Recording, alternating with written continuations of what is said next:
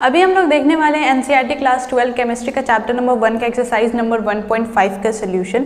उसमें ये बोला गया है कि अगर हम लोग को किसी भी यूनिट सेल का डायमेंशन और डेंसिटी पता हो तो हम लोग एटॉमिक मास कैसे निकालेंगे। तो सबसे पहले हम लोग यहाँ पे लिख लेते हैं कि डेंसिटी ऑफ यूनिट सेल हम लोग डी मान लेते हैं और डायमेंशन ऑफ यूनिट सेल ए मान लेते हैं।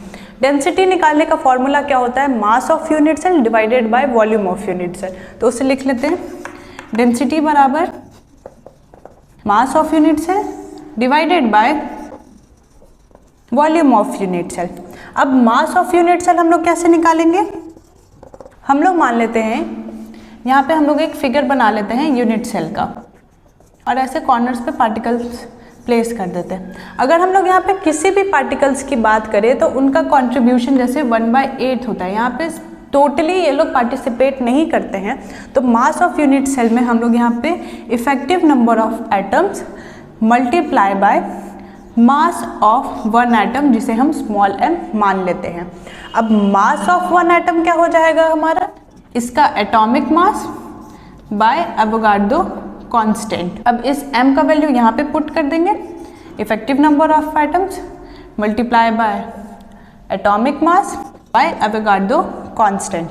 अब हम लोग वॉल्यूम ऑफ यूनिट सेल की बात करें, वॉल्यूम ऑफ यूनिट सेल हमारा देखिए हमें पता है यहाँ पे दिया हुआ है dimension of unit cell a, जैसे ये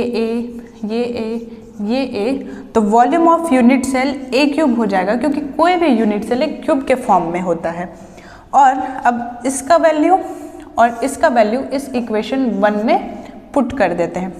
तो डेंसिटी बराबर हो जाएगा मास ऑफ यूनिट सेल क्या आया हमारा, ये effective number of items multiply by atomic mass by Avogadro constant by volume of unit cell जो ए क्यूब आया। यहाँ से तो हम लोग को डेंसिटी का डेंसिटी का फॉर्मूला पता चल गया। अब हम यहाँ से इसका एटॉमिक मास को डिराइव कर लेंगे। डेंसिटी का फॉर्मूला हमारा यहाँ पे है Z effective number of items bye atomic mass by Avogadro constant और ये ऊपर चला जाएगा मल्टीप्लाई बाय ए क्यूब। अब हम लोग को ये m जो है एटॉमिक मास ये निकालना है, तो ये कैसे निकालेंगे, d को इधर ही रहने देंगे। ये इस पोर्शन को अगर हम लोग लेफ्ट साइड लेके जाएंगे तो वो ऊपर चला जाएगा multiply by Na Avogadro multiply by Avogadro constant multiply by volume of unit cell divided by ये Z effective number of atoms को अगर हम लोग इधर लेते आएंगे तो वो डिवाइड के फॉर्म में आ जाएगा और यहाँ से ये एटॉमिक मास इधर रह जाएगा। तो एटॉमिक मास निकालने का फॉर्मूला हमारा आ गया।